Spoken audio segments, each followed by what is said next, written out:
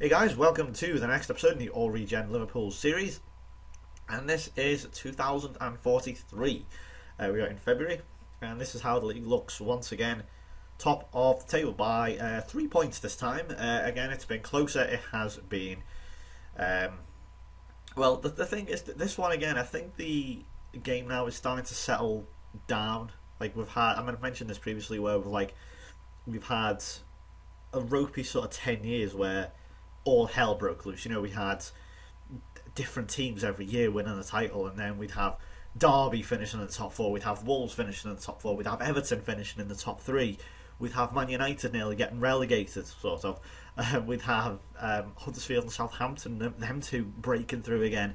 We'd have Newcastle getting relegated. I know, sort of by the last few years, that isn't really a massive surprise, but look at this season, that is a surprise. And we've got West Brom, who got into Europe a few years ago. They're getting, well, not getting relegated at the moment. It's quite tight at the bottom, apart from Bolton, obviously, who do seem to have gone already. But yeah, basically, it's all up now. But I think it's starting to steady out now, maybe with the exception of West Brom and Newcastle, who previously, of course, have, well, they're very yo-yo-y. If that makes any sense. They do tend to go up and down quite substantially. But looking at our predicament for the moment, as I say, we are top. We've only lost once, as you can see, drawn 3 times and won 20 games, scoring 75 goals. I mean, bear in mind, this isn't halfway through the season. I'd say this is like, I'd say we're getting to nearly 2/3 of the way through the season. If we were truly halfway, I would stop it in January. But the problem, of course, with stopping in January is you're not going to be able to see any of the signings, but because if I buy, I mean, naturally I don't buy them in January. I don't usually buy in January, but if I do buy someone, then you're going to miss out, and it's like, okay, well, I could do it in May, January to May, but at the same time, that's a sort of, I don't know, I feel like you're missing out if I do it in January. So that's that. But anyway, speaking of transfers, I've got, and of course, obviously, I've got to update you as well on the summer just gone. Actually, did make a couple of signings. Firstly, one thing that you did miss, a few. Abraham's gone on loan. I think I may have gone over that. He's gone to Inter. Also, finally, Kidane has gone. He's gone to Inter. He wasn't getting first team football. Couldn't promise him it, even though he still wanted that at the age of 36. So I was like, okay. And bizarrely, quite a fair few teams wanted him, so I let him go for free. His value was like 300k or something. So I was like, whatever, just let him go.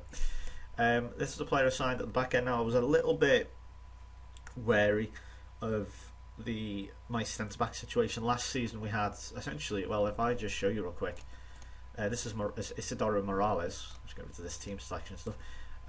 As you can see here, we have Anton Schmidt and Trombetta, who are the main centre backs. We then also have Groppi, who is not that great. We've also put in a few youngsters here. This is Steve Bidgood, which I'll talk about in a moment. We've also got Roel Leiters, I think is how you pronounce that, from Holland. He is getting on a bit though, but he is a very, very versatile. I wish I'd found him years and years ago, because he's super heavy. He really is. 32 now, but he's very, very good, and I say very versatile. But as I say, Groppi isn't really that great, believe it or not. I mean, it's 2.5 stars. He is only young, so he will get better. But at the same time, I do get the feeling that I don't think he's going to make it. He'll be a bit part player, and he'll probably leave when he's like 28 or something. But whether he'll make it, I don't know. But as I say, we'll have to say. And obviously we've got Manuel Carlini and Harrop, who can't play at centre back, so I definitely need a new centre back, since Santiago is not good. Good enough, he'll be leaving. As you can see, he's only 2 stars, and yeah, he's not all that great. He's not been particularly impressive. His average rating is like 6 or something, which is great. And yeah, that is how it looks. So I definitely need a new centre back. As I have 3 there. If Morales adds 4, I love how he's wanted already as well. Who wants him actually? Ugh. Need I say more? But yeah, this is Morales. He's decent. He had a bit of a rocky start, but he's got on quite well. Now finally to the 2 January signings here. This is a brand new guy I've signed. I thought he was Italian, but he's turned out to be German, which is a bit weird. There's Sebastian, I think it's Georgi. He's obviously lacking match fitness, since he was a free. Well, actually, did he get released? I think he got released. Yeah, he got released by Bayern, who didn't seem to rate him. But his reports say 3.5 stars. I thought I'd take a chance on him. Why not? I'd give him a go. And finally, this is one from Parma. As we all know, we have some great look at signing Parma players. Carlini's a good example. especially defenders. This 15-year-old, this is Damiano Tassi. He is, again, 3.5 stars. Obviously not Anton Schmidt, but he is, a captain. He is a legend, or I don't think he's a legend already. I think he will be a legend, hopefully. But again, Trombetta, look how good he is, and look how good Leuters is. And Tassi, again, has the potential to be better than him. So I thought I'd go with it. Obviously he's 1 star already, which is excellent. At 15, if they're over the silver stars, that's where you want to be. So yeah, I like the sound of that. He does look pretty decent. He's also a sweeper, something you certainly don't see nowadays, especially wouldn't expect to see in 2043. I think at that point the sweeper would be non-existent. Then again, I think certain other roles would be non-existent. Anyway, let's go over the fixtures here. How have we done? Well, we had a decent pre-season. Played Barcelona for some reason. I don't know why, but we keep playing Barcelona in pre-season. But Barcelona aren't like the team they used to be. They're not like Messi and co. Obviously better. I mean, I think they're in the Champions League. Yeah, they're in the Champions League, but managed by Javi Martinez. But they're not like absolutely rape material like they are now. Not the greatest team in the world. They did drop away a bit, actually. That they were in the Europa League for quite a while, but then again, we've seen Chelsea and Man United do that, so that's no surprise really. We've seen teams emerge. I think Sevilla took over them for a while. I think who else came? I think Valencia came in as well. Real Madrid, Barcelona, Sevilla, and Valencia. And I think we had one more team. I think it was someone else. But anyway, that's just a little note on the Spanish there, whose league I have not activated, so it doesn't matter. This is a bit annoying, as you can see. We lost the Community Shield, but more frustrating than anything else. We had a load of bookings. I don't know why. Absolutely shocking penalties. Gave the opportunity to a 18-year-old. Oh, sorry, 18-year-old. He's 20 now. He was 18 when I last saw him, but he's shot up. This is Reinhold Zimmer, and if you've got a keen eye, you may have seen that I've been playing him a bit. And he missed the penalty, unfortunately, but then again, that's my fault for giving him such a big task. But this is how the season started anyway. Bizarrely, Ethan Basto, this guy has been going on for years and years and years and years. He's now like 38 or something. Well, he's 36. He's in the reserves now. He's been demoted. God, how long has he been going for? Yeah, since the start of the 20s. Dear God, yeah, all the way through the 30s. He was at Southampton. He's very good, but he's getting on a bit now. Took Southampton into the lead, however we equalised pretty much 5 minutes straight away and then went home from it. Groppi also scoring, as you can see, and also Zimmer scoring. You may see a pattern emerging with this young German. We then played Chelsea 6-1. Yes, 6-1. Ligenek scoring, Torre, Mensah an goal, and Mendiola, though Trombetta did get sent off. Once again, though, the opposition did take the lead through a Glenn Johnson penalty. Now, this is a bit of a weird one, this one. If you've been watching for a while, you may remember this name. I may have brought him up once or twice. He's only 21. I think he's hopefully, I hope he's not, but I think he's going to be the new Phil Knight, if you will. He's going to be, one of the greats. I tried to buy him, so I found him really early on. I mean, see, he's only 21. He's made 100 career appearances already. And I tried to sign him very early on when he was like 16 or something. But he refused. He did not want to come to Liverpool. I don't know why. I tried to, sort of, what was the word, sort of praise him, if you will. I tried to do all that type of thing and come out and say I think he's a very talented player. He did one time try to impress me. He does that thing where it's like wants to impress Job or whatever. But it didn't really work. And he, for whatever reason, I'd offer Southampton, 10 million for him. They'd accept it. Get to the contract stage and they say, like, I am not interested in contract talks with your club. And it's like, what the hell's that about? But then Chelsea step in and buy him. So it's like, screw you. So, so we went to Cavani Park. I'm still not going to be able to get over that. But they took the lead through a penalty, but we equalised very quickly and stamped our dominance on the game. So a very convincing start here. Now the Super Cup here, grossly underestimated Leon. Played the stupid team. I'm trying to give my kids a go. Again, Morales and Groppi, not the best. I mean, Kidani was past it at this point. Played these two. There's another guy you might start to see. I'm hoping is these things. Ansgar Artman. He is he's 2.5 star, but he plays a lot better than that. That's usually not too bad for a midfielder, I guess, especially when he's that young. Schumann, though, is not the best. Plays Carlos Alberto and Reinhold Zimmer. There was not much power to this team. It really was a bit of a cop-out by me, and we failed. But our good start to the season in the Premier League continued as Reinhold Zimmer scored yet again. Hans Rogolski got a hat-trick. Jeremy Terry now, who is definitely although he is injured currently, now certainly one for the future. He is a very, very good player indeed. He can play as a striker, although I'm very, very, very rarely playing there, as a centre mid, and most prominently now as a right winger, which I trained him in. I originally bought him essentially I bought him as a striker, but turns out he wasn't that great at it. He wasn't that massive goal scorer, so I pulled him back to midfield in the centre, and he was pretty decent. He did quite well, and I think one of my coaches, I think Messi or Gerrard or someone, recommended that I should train him on the right. And I just you know when you go through your backroom advice and you just get so bored of seeing this, you don't even read half the stuff that you go yeah, just click away. I just went just a click there and it said do it. So he's now an explosive winger now, explosive if you look here.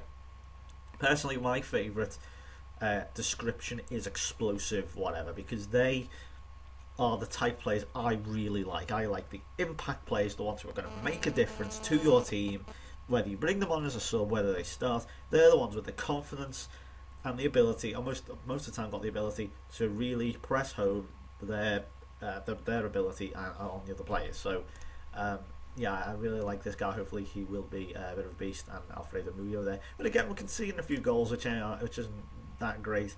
But again, I have to keep going over these because we just keep scoring. Zimmer yet again. There wasn't a reason for me to drop him, and this kind of made it real difficult with the likes of Mendiola and Horton and Leginic. Leginic scored a hat-trick here. But he kept scoring. It was like, there's a reason not to play these other players. It's like play Rogalski, play Toure, play Leginic with Zimmer, and it's like, where did Horton go? Where did Mendiola go? Mendiola, by the way, unbelievable this. He wanted, and I'm not making this up, he wanted £350,000 a week. Now, Yaya Toure, who I consider to be one of the best players of this generation, is on £250,000 a week. Now, I know Luis Mendiola is a legend here, and he's a very good player, but God almighty, no player, apart from perhaps Messi and Ronaldo, even that is probably pushing it, would absolutely warrant £350k a week. The most I offered them, I think, what is his contract? Let me have a look. Where are you? Mendiola, there you are. As you can see, his value's dropping. I mean, not the fact that if he was young, I'd say, okay, I get it. But he's 31. How can a 31-year-old demand that? He is currently on, what is he, 130k a week, which doesn't really, that's still quite a lot, but it doesn't really make much of a difference to my budget, since it is massive. That's what she said. But, that was, I couldn't believe it, and he still got pissy at me. So, yeah, screw you, Mendiola. Champions League here, this is how we look, and once again, 6 out of 6 we qualified very easily. It wasn't the most difficult group, I'll admit. We played PSV first. I just see they won 3-0. Vasov scoring, I think like his first goal ever or something. I think he scored before. He only scores beauties, Vasov, and he usually does. I don't think that one. I think that was a header. Zimmer scoring it again, and there's Mendiola. Went to Romania to play Dynamo Bucharest. Horton, I'm going to call him Horton now because Houghton sounds weird. Goals one, and Daniel Ferret again staking his claim for a regular team place, even though he's only 20 years old. It's future of the midfield right here. The new Steven Gerrard, Daniel Ferret. So that's 3-0 with 2 out of 2 there. Went to Lyon. Really difficult game, this one, believe it or not. I mean, we looked like we dominated it, but they really wasted so many chances. Many chances, because they had 4 on target. Should have scored all 4. Theoretically, if they scored all them 4, they would have won. So, there you go. But they were poor. They were really poor, Lyon.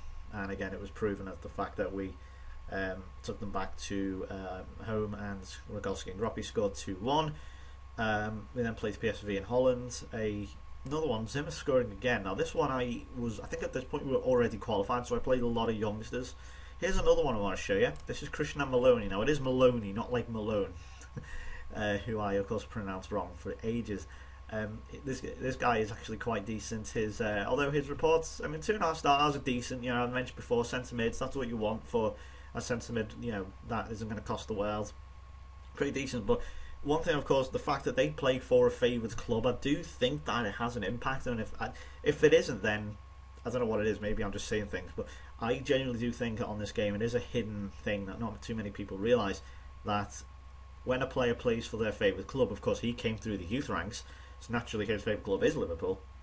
that he really plays his heart out every game because it's his favourite club. So I'm hoping that makes a difference and that adds a little bit more. And that's why Jason Malone stuck around for so long, because he played for his favourite club. And although his reports and his ability was limited, he still managed to produce absolutely fantastic performances and stick around way longer than his sell-by date would have you believe. We also played Santiago. This was performance wasn't that great. Joey Bartlett, a youngster who I don't think is going to make it, but it was worth a go putting him in. Right back, I just think I need to replace for Kadane at this point. Artman again, who's played quite well. Gus Mino now is a regular £10 million from Libertad. Sorry, £1.5 million, but his value is growing every year. And I didn't even consider him to be like a massive player, but all of a sudden he's just come in and blown up the scene. So yeah, he's done well.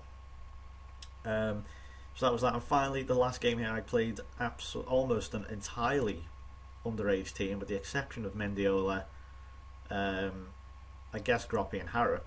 Even they're quite young. Groppy's really young, so I'll let him off, and Harrop's only 25. So with the exception of maybe Victor, who's like 26, and Mendiola, who's 31, the average age of this team, if you take them two away, it'd probably be like 19 or something. Here's Carl Wilshire. You may recognise his name because from previous episodes he is doing quite well. He's pretty decent. Josh Sugar, who again is another one, or Sugar, has currently broke his foot, so that's no good, but again he's another one who is a report card. 1 star, I'm not sure if he's going to make it, but you know what, he might be a decent option for the right hand side, so I might stick with him. Just as a bit part player. I don't know how long that'll happen though. And this again, I've already talked about Dan Payne previously, who again could make a good partnership with Ferret and Artman and the like. So that's Champions League, very easy group indeed this year, so I mean a lot easier than previous years. Moving on, again, as you might know, one thing you may have noticed it, we have, apart from the Super Cup game, which I discount because I played an understrength team and I kind of balls that one up, I'll admit. I didn't underestimate Leon. It was a gimme, to be honest. I was like, whatever, I don't care about this. If you go look all the way down here up to the League Cup third round game against Leeds, from the start of the season, Southampton game, which was on the 16th of August, to essentially the end of the month of September, I scored at least 3 goals in every game. We must have been averaging at least 3 or 4 goals. It's amazing. But there you go. That was 3-0 against Leeds. Again, played a younger team. Carlos Alberto, again, who I can't seem to just... Anytime he comes in, he does score, but he's like, is he going to make it? I'm not sure. But then again, I did that with Eusebio. I remember that guy who, of course, scored the winner against me in the Champions League for Real Madrid. I thought he had no future, yet he is now one of the best players in the game. So what do I know? Then played Man City at the Etihad, and this was a smash and grab. I never ever do smash and grabs. I don't play for that, but that's just how it happened. They dominated us all the way through the game. I was pretty much going to rage quit. I was so annoyed. Right? I don't rage quit, by the way. I was just using an alliteration there, but it's not alliteration. What am I talking about? I'm just emphasising how poor the performance was. I wasn't actually going to rage quit, just to let you know, because I hate and people really hate it. But yeah, as I say, we really were poor in this. And then Landry Torre got a 92nd minute equaliser and completely robbed Man City of the 3 points. We deserved diddly shit from this. Absolutely awful. It was a breakaway from a Man City corner. Zimmer put on, and look at that! Oh, the goalkeeper error! Oh dear! And we got a point out of that when we really didn't deserve it. And again, just the standard, we're just scoring so many goals. Now this was a bit weird. I played an understrength team against Hull. This is where Christian Maloney really sort of came of age, because he did so well. So in this game, I think he may have even been man of the match. Yeah, he was 9.1. I played a few players here, if you can see. Ricky Mortimer, who's a youngster, and Gregory Taylor, who absolutely fires them in for the under-21s and the under-18s, but he can't buy a goal in the senior team at the moment. So I've also got this youngster, Oliver Ramos, who has, again, another good potential. I think he's 4-star. I think he was 4-star. He may have dropped now. Yeah, he's 3.5-star again for the midfield. But it's weird because he was ineligible for a long time. I don't know why, but even though he was underage, I could still not bring him in. I don't know if it was work pay or something, but yeah. We managed to just get away with that one. It was that, the Circle, as I think it's called on this, or the Lion's Den, or something, whatever the fucking name is. That's Millwall's graft. Whatever their thing is. So yeah, we we really got away with that one. But then again, I thought the youngsters did quite well. Again, it all came down to the last 10 minutes here against Tottenham, who, if I just show you the league real quick, are not... Well, okay, they are actually. They were down in 10th a few weeks ago. So, I mean, to be fair, they had like a couple of games in hand, so that was probably why. But they're not doing too well, Tottenham. As you can see, Hans Rogolski getting to there. He is just on fire at the moment. He's absolutely brilliant. 2-1 against Derby, as I mentioned, are decent on this now. I don't think they're just, throw away. Horton should have got his... he got his hat-trick, but unfortunately he didn't, so he missed his penalty since we are absolutely terrible at penalties. 6-0 against Huddersfield. Rogolski yet again scoring a hat-trick. Carlini also scoring his first goal for the club. I want to show you this. Absolute thumper, about 20 or 25 yards out. And yeah, this was, again, it was an easy game, as I say, but they are so much fun to watch. Here's Schmidt does quite well. Vassov lays it off. Oh, sorry, he lays it off, and bang! That's what a way to open your account. That is absolutely fantastic. And 6-0 against Huddersfield, so they're doing quite well. 2-0 against Sunderland. And as you can see, it has been an absolute walk in the park. But City, I think they're keeping up with us. So, yeah, Derby against Everton was 2-0. Trombetta and Rogolski. They played, of course, in the Club World Championship. This is against Al Gharafa, who, for some reason, anytime we play the Club World Championship, we always have to concede first. This happened against us when we played Yokohama, or whatever they're called. They scored first. I think it happened again previously against another team. But we managed to sort ourselves out and obviously win 4-1, so that wasn't too much of a worry. And then win the Club World Championship against Corinthians, who were not that great, even though they did score. Lizio and Larson, this is the team. Artman played. It's mostly full strength, with the exception of maybe Artman. So I'd give it a go. And yeah, but unfortunately lost to Man United, who were just better us on the day. We fortunately couldn't get a smash and grab. Let's see, who let us down? I do get distinctly. Andrew Horton, I played him. He was telling me that he didn't have any, wasn't getting enough game time. Jesus let us down quite badly. And well, to be honest, the second half was non-existent. It literally had 2 chances and then just went all the way through. I distinctly remember that because I remember just playing it yesterday actually. And it went all the way through. Horton, who I just said at this point, look, you're really starting to get on my nerves now. You want first team football, you're going to prove to me that you can get a team, and he goes and has a shocker against United. You can't do that. Admittedly, this is now over the Christmas period, so it's getting quite difficult. We had 2-2 against Arsenal. This guy is the new hotness, I guess you could say. He is absolutely fantastic. He's league goal scorer. Unbelievably, he's English as well. I don't know what kind of type of name is Karim Bezin, but that's an English name apparently now. He's very, very good. I actually tried to buy him off Arsenal for 70 million, but they would not accept it. I don't usually do that, but he's 23. He's English. He's the leading goal scorer. He's going to be a beast. Or he is already a beast. So I mean, look at that acceleration, agility. Look at that, unbelievable, Jeff. So, what we won. We won. Sorry, we never won. We drew. What am I talking about? We drew. This guy, honestly, I mean, we're 2-0 up and we just couldn't hold it. We just couldn't hold this lead. We just gave away so many leads. Well, we beat Tottenham in the League Cup final. League Cup quarter final. I'll start again. Hi, I'm Job. No, really. This is obviously the last 10 minutes. Larson and Mensah getting the last minute winner goal. That was really nice to see. I thought we were going to go out, but no, that's really good. 4-0 against QPR, who are in the Championship or something. Yeah, not very good. 4-0 there. And this is a first goal here for a youngster called Ricky Beadle, who again I'm hoping I bought at the same time as Carl Wilshere from Watford. I bought him from Tottenham, so he could have been potentially a future star for Tottenham. But this was a ball up, well played on him. He actually had a number of chances previously, but he never took any of them. But he's got his first goal. It's a debut goal for him, so I was really happy for him. Terry getting 2 as well. Then 5-2 against Southampton.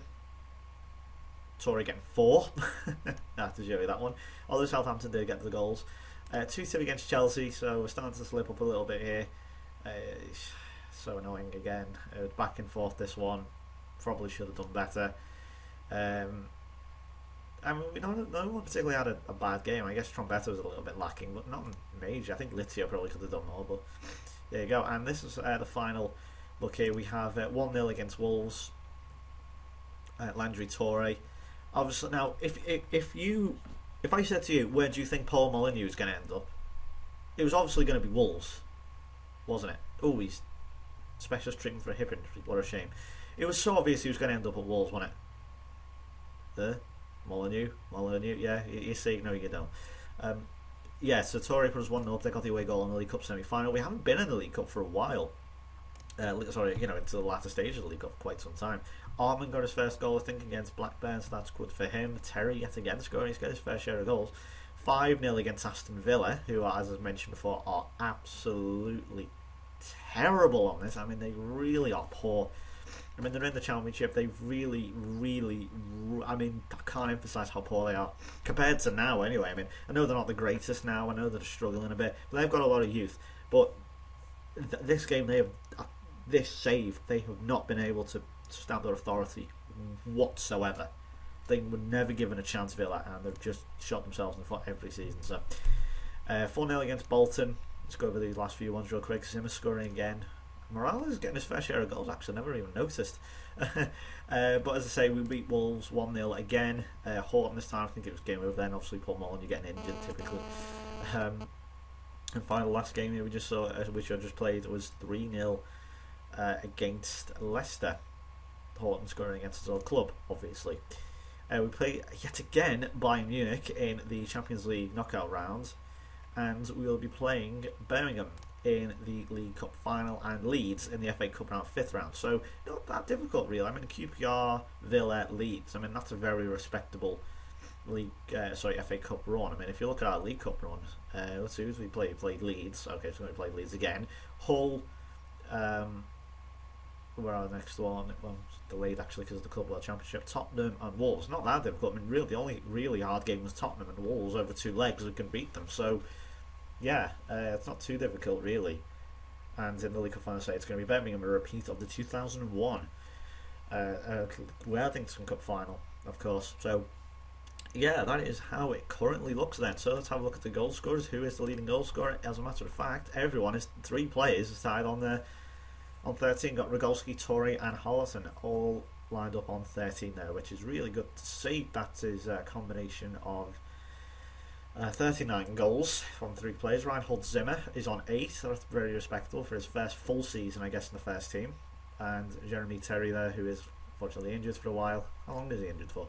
It's a fair few months. Oh no, it's a fair few weeks, sorry, beg your pardon. Also has 8. Ligenic on 7, Lizzie on 7, Mendiola on 5. A few defenders and midfield and stuff then on 4 and 3, and all the way down to Anton Schmidt, who is currently tutoring a player, one of the players I've just bought.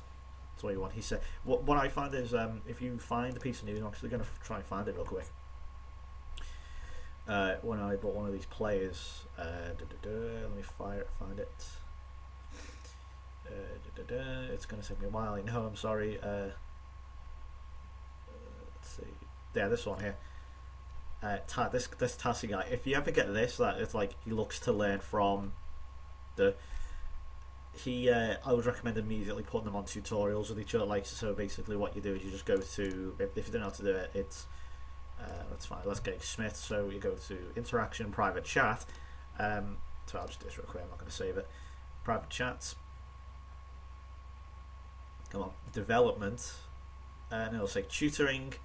And then it'll come up with a list. It'll have a list of players, and like, your certain players, and it'll say I'd like you to tutor him. And most of the time they will accept it, and they all both accept each other. So one thing is weird though, he said in that news bit there, I'm very what did he say? I don't know. It doesn't matter. I'm not scrolling all the way back down. But he said, I hope to learn from Schmidt.